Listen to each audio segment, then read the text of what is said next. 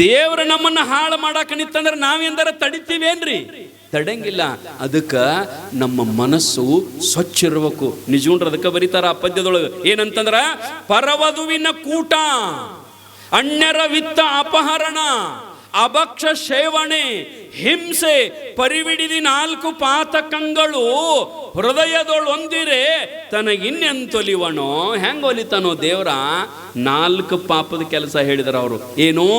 ಪರವಧುವಿನ ಕೂಟ, ಇನ್ನೊಬ್ಬರ ಹೆಣ್ಣು ಮಕ್ಕಳನ್ನ ನಾವು ಕಣ್ಣೆತ್ತಿ ನೋಡಬಾರದಂತ ಬರೀತಾರೆ. ನಿಮ್ಗೆ ಗೊತ್ತಿರಬೇಕು, ಇದರಂತ ಮಹಾಪಾಪನೇ ಯಾವುದೂ ಅಲ್ಲ. ಹಿಂದೆ ನೀವು ಕೇಳಿರಿ ಇತಿಹಾಸ.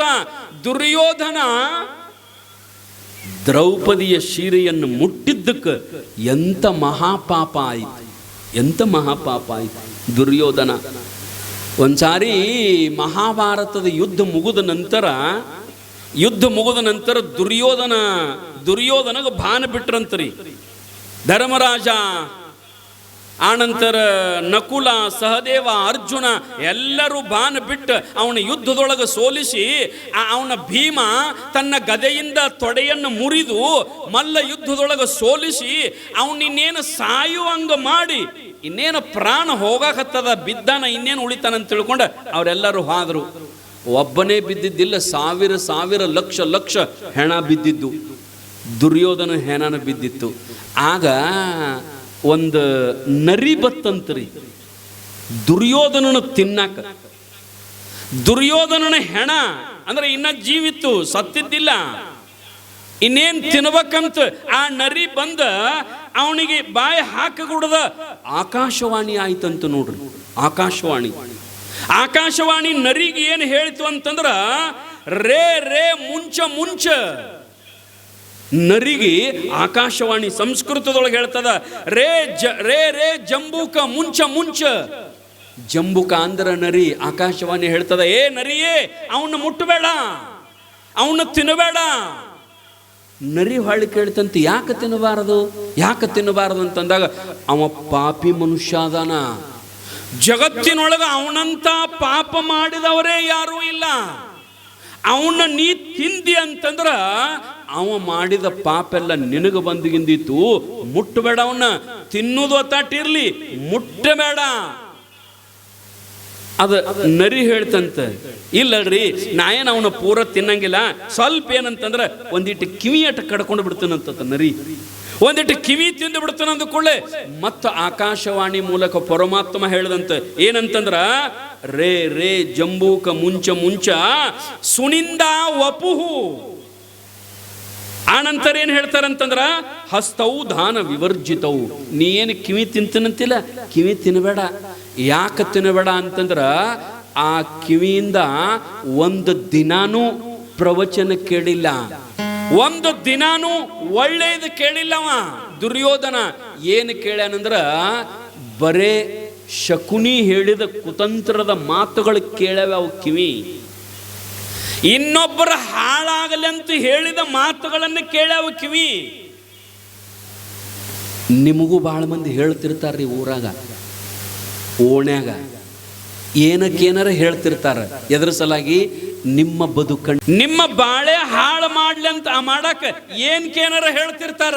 ಅಂಥವು ಇನ್ನೊಬ್ಬರ ಮಾತು ಒಟ್ಟು ಕೇಳಬೇಡ್ರಿ, ಚಾಡಿ ಮಾತು ಒಟ್ಟು ಕೇಳಬೇಡ್ರಿ. ಯಾಕಂತಂದ್ರ ಕೇವಲ ಒಬ್ಬ ಮಂಥರೆಯಿಂದ, ರಾಮಾಯಣದೊಳಗೆ ಕೇವಲ ಒಬ್ಬ ಮಂಥರೆಯಿಂದ ಒಂದು ಮಾತು ಕೇಳಿದ ಕೈಕೇಯಿ ಪ್ರಭು ಶ್ರೀರಾಮಚಂದ್ರನನ್ನ ಕಾಡಿಗೆ ಅಟ್ಟಿದ್ಲು, ಕಾಡಿಗೆ ಕಳಿಸಿದ್ಲು ಒಬ್ಬಕ್ಕೆ ಹೇಳಿದ ಮಾತಿನಿಂದ.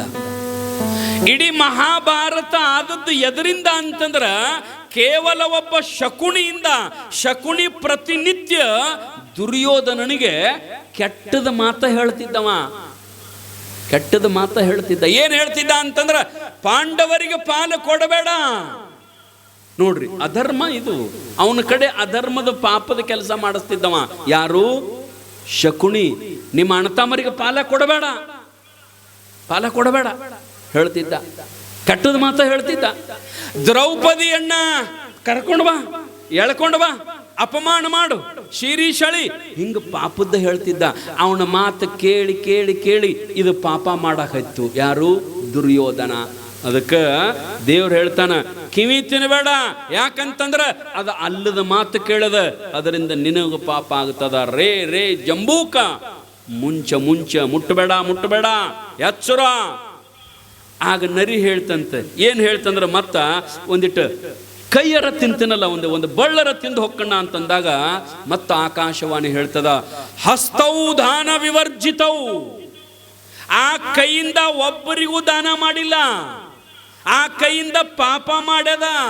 ಆ ಕೈಯ ಇನ್ನೊಬ್ಬ ಹೆಣ್ಣು ಮಗಳ ಪರಸ್ತ್ರೀಯ ಸೀರೆಯನ್ನು ಜಗ್ಗ್ಯದ. ಕೈ ತಿನ್ನಬೇಡ. ಆ ಕೈ ಮಾಡಿದಟ್ಟ ಪಾಪ ಯಾವ ಕೈನೂ ಮಾಡಿಲ್ಲ. ಆ ಕೈದಿಂದ ಎಷ್ಟು ಮಂದಿನ ಕೊಂದಾನ, ಎಷ್ಟು ಮಂದಿ ಮನಿ ಹಾಳು ಮಾಡ್ಯಾನ, ಎಷ್ಟು ಮಂದಿ ಮನಿ ಮುರಿದಾನ. ಕೈ ತಿನ್ನಬೇಡ.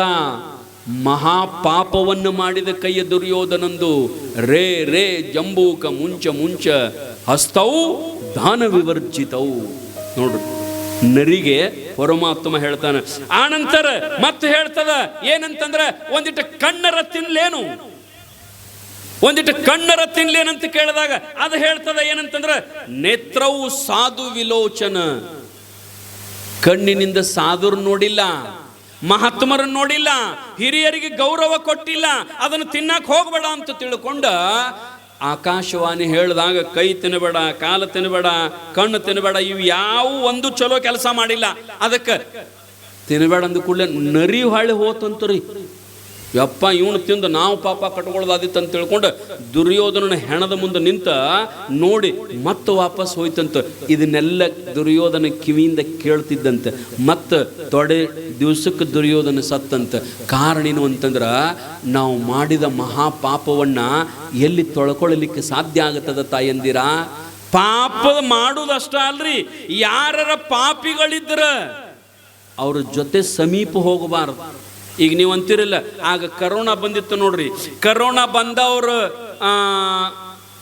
ಜೊತೆಗೆ ಹೋಗಿದ್ರೆ ನೀವು ಹೋಗೋದಲ್ರಿ, ಅವ್ರ ಸಮೀಪ ಹಾಯ್ತಿದ್ದಿಲ್ಲ ನಾವು. ಕರೋನಾ ಬಂದವ್ರ ಮನೆ ಬಾಗಲ್ ಲಾಕ್ಡೌನ್ ಆನಂತರ ಅವ್ರ ಮನೆಗೆ ಎಲ್ಲ ಏನೋ ಹಾಕತಿದ್ರು ನೋಡ್ರಿ, ಹೆಂಗ ಅವ್ರ ಹತ್ತಕ್ಕೆ ಹೋಗಬಾರ್ದು. ಯಾಕಂದ್ರೆ ನಮಗೂ ಕರೋನಾ ಬರ್ತದ. ಕರೋನಾ ಬಂದ್ರೆ ಮತ್ತೆ ಆರಾಮಾಗತ್ತದ್ರಿ. ಪಾಪದ ಜೊತೆ ಇದ್ದವ್ರ ಪಾಪಿಗಳ ಜೊತೆ ಒಮ್ಮೆ ಕೂಡಿರಂದ್ರೆ ಅವ್ರು ಮಾಡಿದ ಪಾಪ ನಿಮಗೆ ಬರ್ತದ. ಪಾಪಿಗಳ ಜೊತೆ ಮಾತಾಡಬಾರ್ದಂತ, ಪಾಪಿಗಳ ಮನ್ಯಾಗ ಕುಂಡ್ರಬಾರ್ದಂತ, ಪಾಪಿಗಳ ಜೊತೆಗೆ ಊಟ ಮಾಡಬಾರ್ದಂತ್ರಿ. ಯಾಕಂದ್ರೆ ಅವ್ರು ಮಾಡಿದ ಪಾಪ ಬರ್ತಾವ. ಉದಾಹರಣೆ ಹೇಳಿ ನಾ ಮುಗಿಸ್ತೀನಿ. ನಿಮ್ಗೆ ಗೊತ್ತಿರ್ಬೇಕು ಯಾರು ಅಂತಂದ್ರ, ಮಹಾಭಾರತದೊಳಗೆ ದೊಡ್ಡ ಹೆಸರು ಕೇಳ್ತೀರಿ. ಅವ್ರು ಯಾರು ಅಂತಂದ್ರ ಭೀಷ್ಮಾಚಾರಿಗಳು. ಭೀಷ್ಮಾಚಾರಿ ಕೊನೆಗೆ ಸಾಯುವ ಸಂದರ್ಭದೊಳಗ ಪಾಂಡವರ ಮಣಿಯೊಳಗ ನೋಡ್ರಿ, ಅವ ಇದ್ದ ಯಾರ ಕಡೆ? ಕೌರವರ ಕಡೆ ಇದ್ದ. ಕೌರವರ ಕಡೆ ಇದ್ದರೂ ಕೊನೆಗೆ ಕೌರವನಿಗೆ ಎಷ್ಟು ಸಹಾಯ ಮಾಡಿದ್ದ ಭೀಷ್ಮಾಚಾರಿ. ಅವನ ಮಣಿಯೊಳಗ ಇದ್ದ ಕೌರವರನ್ನು ಒಟ್ಟ ಬಿಟ್ಟು ಬರಲಿಲ್ಲ. ಆದ್ರೆ ಸಾಯುವ ಸಂದರ್ಭದೊಳಗೆ ದುರ್ಯೋಧನ ಅವನ ಹೊರಗೆ ಹಾಕಿದ, ನೋಡ್ಲಿಲ್ಲ.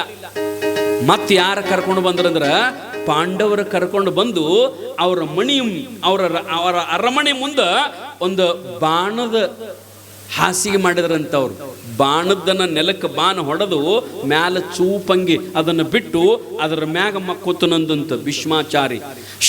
ಅದಕ್ಕೇನಂತ ಕರಿತಾರೆ ಅಂದ್ರೆ, ಅದು ಬಾಣದ ಶಯನ. ಅದರೊಳಗನ ಮಲ್ಕೊಂಡ, ಅದರೊಳಗೆ ಮಲ್ಕೊಂಡ ಶರಪಂಜರ ಅಂತ ಕರೀತಾರೆ ಅದಕ್ಕೆ. ಶರಪಂಜರದ ಮೇಲೆ ಮಲ್ಕೊಂಡ ಅಂದ್ರೆ ಶರೀರದೊಳಗೆ ಎಲ್ಲ ಬಾಣ ನಟ್ಟುರಿ, ಎಲ್ಲ ಕಡೆ ಶರೀರದೊಳಗೆ ನಟ್ಟ, ಶರೀರದೊಳಗಿಂದ ಎಲ್ಲ ರಕ್ತ ಹರಿದು ಬಾನಿನಗೂಟ ರಕ್ತ ಇಳಿದು ಅಲ್ಲೊಂದು ದೊಡ್ಡ ತಗ್ಗಿತ್ತು. ಆ ತೆಗ್ಗನ್ಯಾಗ ಹೋಗಿ ರಕ್ತದ ಮಡು ನಿಂತಿತ್ತಂತ. ಬೇಕತ್ಲೆ ಅದನ್ನು ಮಾಡ್ಕೊಂಡಿದ್ದ. ಮತ್ತ ಅವ ಇಚ್ಛಾಮರಣಿ ಅಂತರಿ. ಯಾರು? ಭೀಷ್ಮಾಚಾರಿ. ಇಚ್ಛಾಮರಣಿ ಅಂತಂದ್ರೆ ಏನು? ನಮಗೆ ಯಾವಾಗ ಮನಸ್ಸಿಗೆ ಬರ್ತತೆ ಆವಾಗ ಸಾಯುವುದು. ನಿಮಗೂ ಹಿಂಗೆ ಕೊಟ್ಟಿದ್ರಂದ್ರೆ ಹೆಂಗ್ ಮಾಡ್ತಿದ್ರಿ? ಹೆಂಗರಿ? ನಿಮಗೂ ದೇವ್ರ ನಿಮಗೆ ಯಾವಾಗ ಅನುಕೂಲ ಆಗ್ತದ ಆವಾಗ ಸಾಯಿರಿ ಅಂತ ಅಂದಿದ್ದಂದ್ರೆ ಡೇಟ್ ಫಿಕ್ಸ್ ಮಾಡ್ರಪ್ಪ. ನಿಮಗೆ ಯಾವಾಗ ಸಾಯ್ಬೇಕನ್ನಿಸ್ತತ್ಲ ಆ ಡೇಟ್ ನೀವು ಎಂದು ಬೇಕಾದಂದ್ರೆ ಫಿಕ್ಸ್ ಮಾಡ್ಕೋರಿ ಅಂತ ಅದನ್ನ ನಿಮ್ಮ ಕೈಯಾಗ ಕೊಟ್ಟಿದ್ದಂದ್ರೆ ನಿಮ್ಮ ಸಾವಿನ ಡೇಟ್ ನೀವು ಫಿಕ್ಸ್ ಮಾಡ್ತಿದ್ರೇನು? ಇನ್ನಟ್ಟು ಮುಂದೆ ಹಾಕು ನೋಡ್ರಿ, ಹಂಗೆ ಇನ್ನಟ್ಟು ಮುಂದೆ ಹಾಕು ನೋಡ್ರಿ. ಯಾರೂ ಡೇಟ ಫಿಕ್ಸ್ ಮಾಡ್ತಿದ್ದಿಲ್ಲ ನೀವು. ಅದಕ್ಕೆ ದೇವ್ರ ಡೇಟ್ ಅದನ್ನು ತನ್ನ ಕೈಯಾಗ ಇಟ್ಕೊಂಡ ನಾವು ಭಾಳ ಶಾಣೆ. ನಿಮ್ಮ ಕೈಯಾಗ ಕೊಟ್ಟಿದ್ರೆ ನೀವು ಅದನ್ನು ಫಿಕ್ಸ್ ಮಾಡಂಗಿಲ್ಲ ಡೇಟಾ. ಅದಕ್ಕೆ ಅವನ ಕೈಯಾಗಿ ಇಟ್ಕೊಂಡಾನ. ಆದ್ರೆ ಭೀಷ್ಮಾಚಾರಿ ಇಚ್ಛಾಮರಣಿ, ಅವ ಯಾವಾಗ ಸಂಕಲ್ಪ ಮಾಡ್ತಾನಲ್ಲ, ಆಯ್ತಪ್ಪ ಇವತ್ತನ್ನ ಸಾಯ್ಬೇಕಂತ ಅನ್ಕೊಂಡಂದ್ರ ಆಗ ಅವನು ಸಾಯವ. ಅಂತ ವ್ಯಕ್ತಿ ಅವ ಅಷ್ಟು ದಿವಸ ಆ ಶರಪಂಜರ ಮ್ಯಾಗ ಯಾಕೆ ಮಲ್ಕೊಂಡ ಅಂತಂದ್ರ, ಮಹಾಭಾರತದ ಯುದ್ಧ ಮುಗಿದ ನಂತರ ಅವ ಶರಪಂಜರ ಮ್ಯಾಗ ಮಲ್ಕೊಂಡ ನಂತರ ಆಗ ಉತ್ತರಾಯಣ ಇರ್ಲಿಲ್ಲಂತ್ರಿ. ಮಹಾಭಾರತದೊಳಗೆ ಭಾಳ ಚಂದ ಬರೀತಾರೆ, ಅವ ಉತ್ತರಾಯಣ ಬರುತಕ ಕಾಯ್ದ, ಸಾಯಲಿಲ್ಲ. ಉತ್ತರಾಯಣ ಬಂದ ನಂತರ ಸಾಯ್ಬೇಕು. ಮಹಾತ್ಮರು ಯಾವತ್ತು ಯಾವಾಗ ದೇಹ ಬಿಡ್ತಾರೆ, ಯಾವಾಗ ಪ್ರಾಣ ಬಿಡ್ತಾರೆ ಅಂದ್ರೆ ಉತ್ತರಾಯಣದೊಳಗೆ ಬಿಡ್ತಾರ್ರಿ. ನೀವು ಪಂಚಾಂಗದೊಳಗೆ ನೋಡ್ರಿ ಉತ್ತರಾಯಣ ಮತ್ತು ದಕ್ಷಿಣಾಯನ ಅಂತ 2 ಅಯನಗಳದಾವ. ಉತ್ತರಾಯಣದೊಳಗೆ ಮಹಾತ್ಮರು ದೇಹ ಬಿಡ್ತಾರೆ. ಯಾಕಂತಂದ್ರೆ ಅದೊಂದು ನಂಬಿಕೆ, ಉತ್ತರಾಯಣದೊಳಗೆ ಸ್ವರ್ಗದ ಬಾಗಿಲು ತೆರೆದಿರ್ತದಂತ. ಸ್ವರ್ಗದ ಬಾಗಲ ಉತ್ತರಾಯಣದೊಳಗೆ ತೆರೆದಿರ್ತದಂತ ತಿಳ್ಕೊಂಡು ಮಹಾತ್ಮರು ಅವರ ಆಗ ದೇಹ ಬಿಡ್ತಾರೆ. ಅವ ಶರಪಂಜರದ ಮ್ಯಾಗ ಮಲ್ಕೊಂಡಿದ್ದ, ಎಲ್ಲ ದೇಹ ತೂತು ತೂತು ತೂತಾಗಿ ರಕ್ತ ಹರಿದು ಹೋಗಿ ನಿಂತಿತ್ತು. ಉತ್ತರಾಯಣ ಬಂತು. ಉತ್ತರಾಯಣ ಬಂದು 2 ದಿವಸ ಆಗಿತ್ತು. ಆಯ್ತು, ಇನ್ನು ನಾಳೆ ನಾನು ಪ್ರಾಣ ಬಿಡ್ತೀನಿ, ದೇಹ ಬಿಡ್ತೀನಿ ಅಂತ ತಿಳ್ಕೊಂಡು ಎಲ್ಲ ಪಾಂಡವರನ್ನ ಕರೆದ.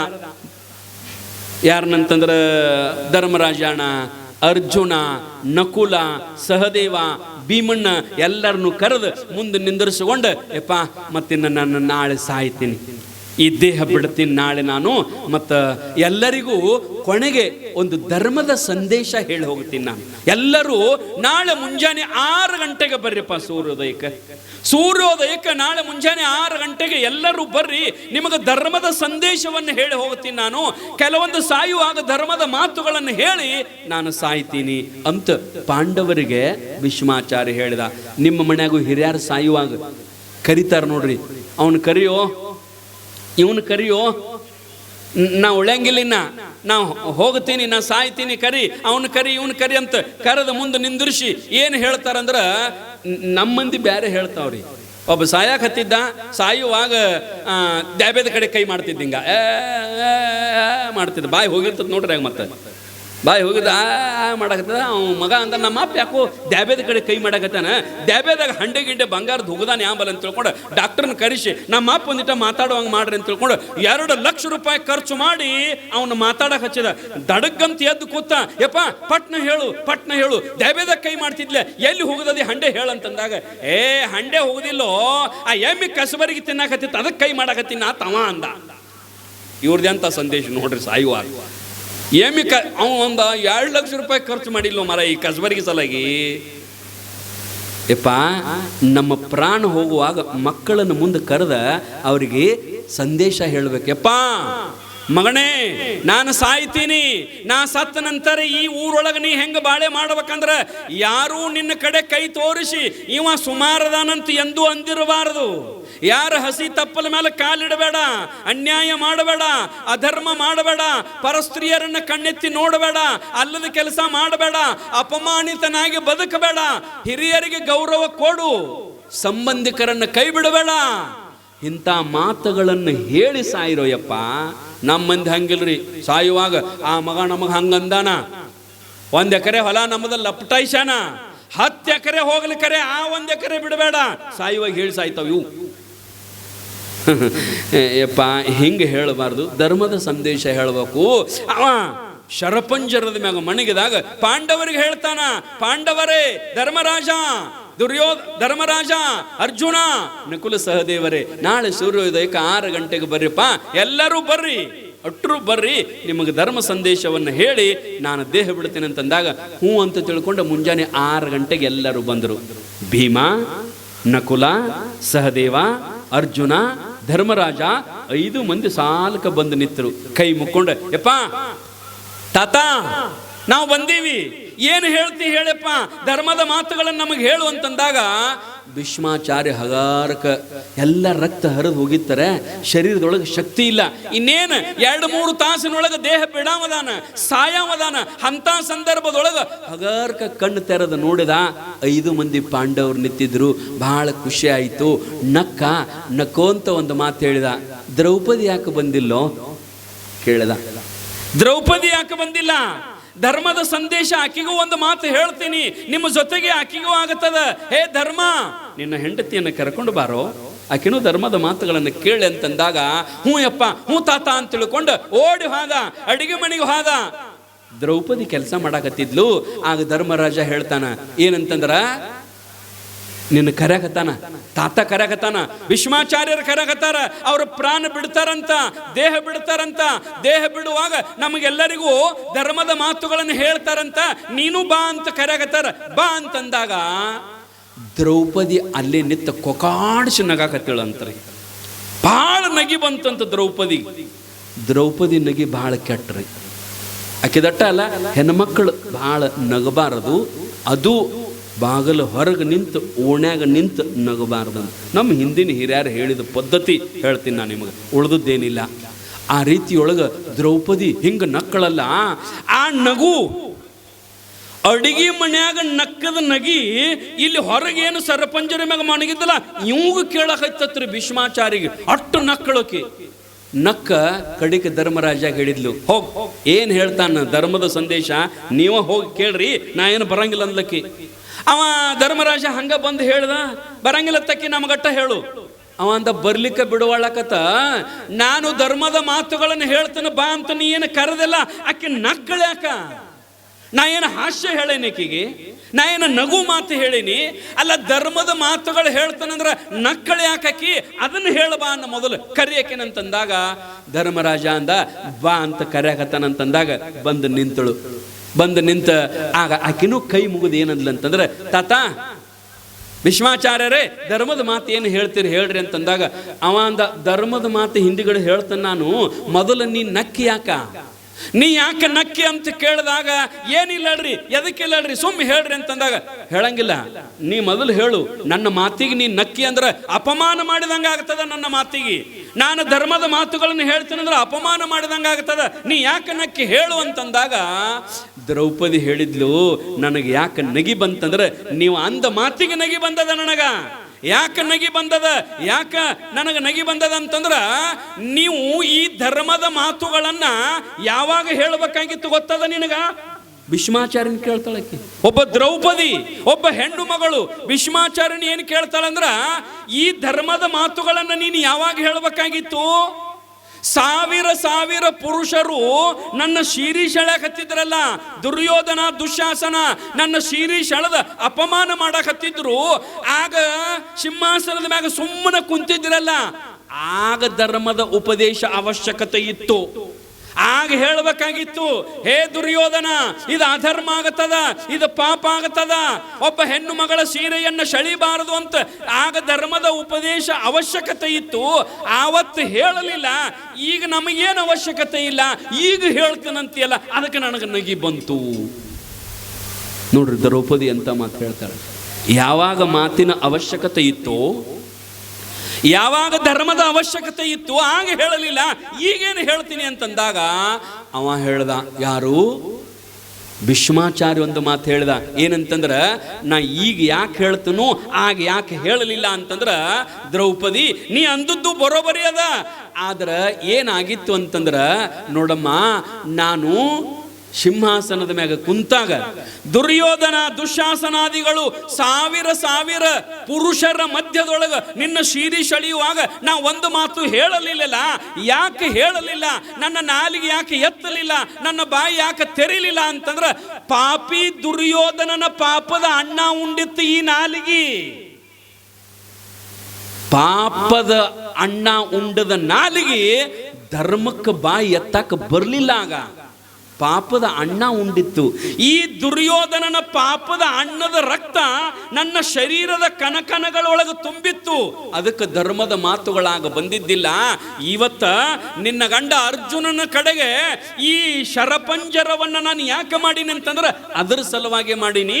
ಈ ನನ್ನ ಶರೀರದೊಳಗೆ ಆ ದುರ್ಯೋಧನನ ಪಾಪದ ಅನ್ನದಿಂದ ತಯಾರಾದ ರಕ್ತ ಎಲ್ಲ ಹರಿದು ಹೋಗಿ ಅಲ್ಲಿ ಮಡುಗಟ್ಟಿ ನಿಂತದ ನೋಡ ಪಾಪದ ರಕ್ತ.